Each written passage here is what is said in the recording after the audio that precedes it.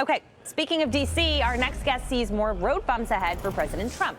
Peter Schiff is the CEO of Europe Pacific Capital, and he joins us now. Peter, I've been on assignment or vacation or whatever the last few times that you're on, so I'm glad to have you back today.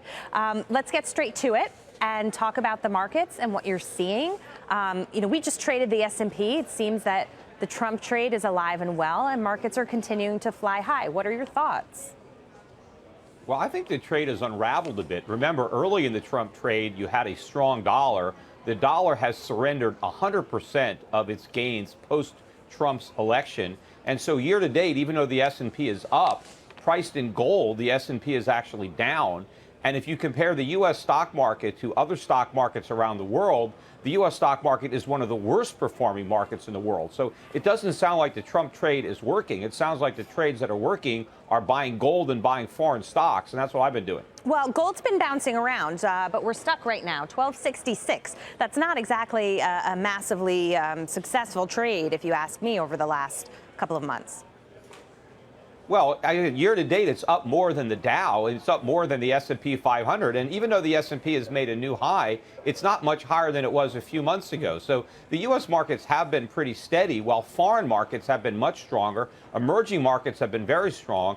And I expect this trend to continue. And I think it'll accelerate in the second half of the year.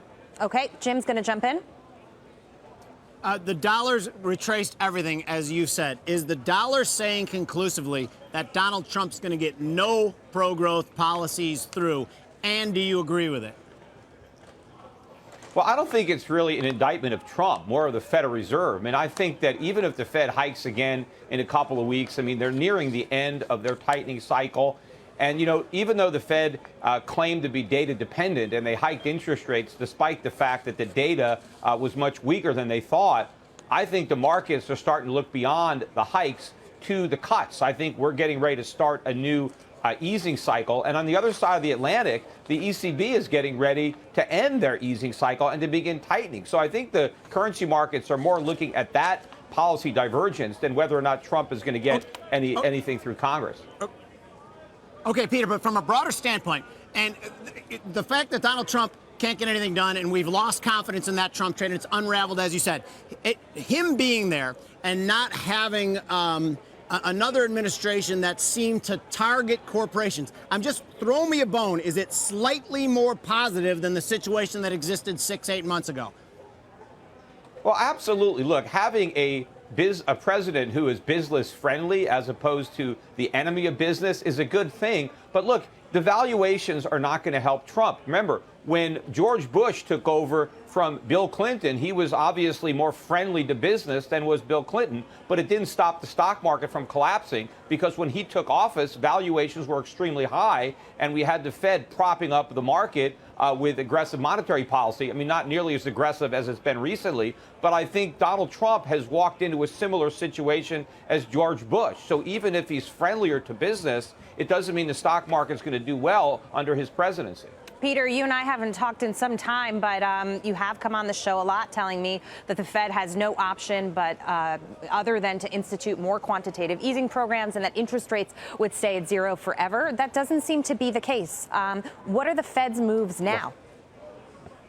Well, the Fed is still very close to zero. I mean, really, the target rate is still below 1%. Okay, but we're looking at potentially two more hikes this year. Well, even if we get two more hikes, you're looking at interest rates that in real terms are negative. If you take the interest rate and subtract it from the inflation rate, even the one that the government reports, you're looking at negative interest rates. But if you actually look beneath the government statistics, look at how weak the economy has been. I mean, you can see that in the retailers that are blowing up, all the stores that are being shut down. You can see it. Look at the auto sales that are out again today. Look at the inventories piling up. Look at all the debt that consumers have racked up, credit card debt, auto loans, student loans. Look what's happening with labor force participation. So the economy is still weak despite all of this Fed stimulus. Peter, you have to, the things you just threw out there, when you said about retail, you have to admit that's more of a Jeff Bezos factor than it is of any sort of commentary on the consumer. You do not agree with that? No, I don't. I do agree that more people are shopping on Amazon, but the sales at Amazon do not equal all the sales that are being lost at all the brick and mortar stores that are shutting down. Yes, the market share at Amazon is growing, but the overall market is shrinking because Americans are broke. They have lousy jobs, they have no savings, and they're maxed out on their borrowing. And a lot of Americans that used to have home equity no longer have homes. They're now renting, and their rent goes up every year. Peter, bringing it back to D.C. and, your sort of take on the markets at this point. If Trump doesn't get any major policy reform through this year, what happens? Do we crack? Well, look, I do think that we're going to get some combination of tax cuts and increased government spending through Congress. And it may be the reaction to the fact that we go back into recession and it's sold as a stimulus rather than as tax reform. But unfortunately, there's no real political courage among the Republicans to do what's right when it comes to tax reform, repealing Obamacare, and not replacing it with anything. We need the free market to solve our health care problems, not more government. And the other problem is Trump himself. When he ran for president, he promised not to touch entitlements. He promised to increase spending on the military. And we're not going to make any real progress on the deficit unless we cut entitlements, unless we cut military spending. So once you take that off the table, it doesn't really matter what they do with the discretionary spending because it's not enough to make a real difference. Okay, Peter, always great to have you and to get your views. We'll talk to you soon. Okay, Jeff, let's get straight into it. As I mentioned, gold trading 1266 now. Peter is saying that, this has been a stellar trade. I looked year to date, we're up 10%. So would you be a buyer here? I think you can be a buyer here at the right level. And I'm looking at 1260 at my level, just about $3 lower. And why?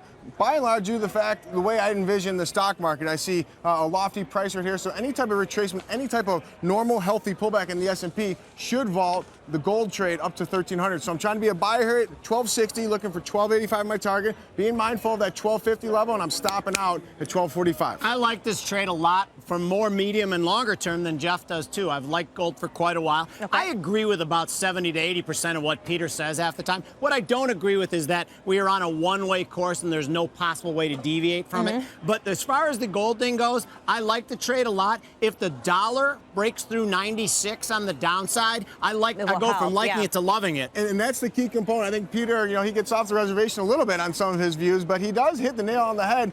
The 6% drop in the dollar since January 1st, that's problematic and astounding. And Janet Yellen is quite perplexed. She's got to be scratching her head right now. So there is a panic level in the U.S. dollar index where she potentially reverses course or at least slows down the rate normalization. But and wait that a minute. in itself, Jackie, buys gold. How much does the drop in the dollar index actually have to do with what's going on here versus the other currencies that we've been watching closely too? I think it has everything to do with here. This is a currency war. We've been in a currency war ever since we rolled out QE. So that ebb and flow, the BOJ, ECB, and the Federal Reserve, I think it's all by and large, and Janet Yellen's losing right now. Yes, but Jackie, you make a good point. But some of those currencies are moving for reasons that don't have to do with us. You're kissing up right now. No, we were pricing in apocalypse in Europe, and it doesn't seem like it's going to happen. Enough. They're almost getting to the point where they're going to be in a tightening cycle. I agree with you 100%. I'd say it's 50-50. I think we have taken out the Trump trade when we've seen how difficult it seems for anything to be passed. But you have to agree, the Fed wants that dollar stagnation. They loved it when it was at 100, 101. Right now at 97, they are scratching their heads. This is the first time Janet Yellen has been really perplexed, I would say, in her policy One of the years. reasons they talk tough, in my opinion.